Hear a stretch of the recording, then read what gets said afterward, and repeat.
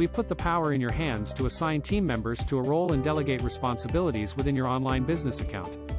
If you are in the company admin or master role, you can find your company's roles and access permissions on your account overview page. On this page, you will see the main roles that your company currently has. Reinders.com comes with 5 preloaded roles: Company Administrator, Master, Accounts Payable, Limited, and Restricted.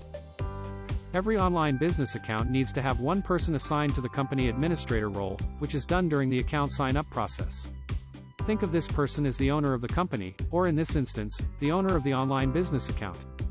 This role has full access to the site and is tasked with creating new users for the company. It is very similar to the master role, however, a master user cannot make changes to the company admin. The master level can do nearly everything that a company administrator can do, including checking invoices, paying bills, viewing pricing, and placing orders. They can also assign roles and permissions, and create new users for your company. Accounts payable are given full access to the site, but cannot place orders or assign roles and permissions. Limited users are given full access to the site but cannot assign roles and permissions to other users or pay bills online.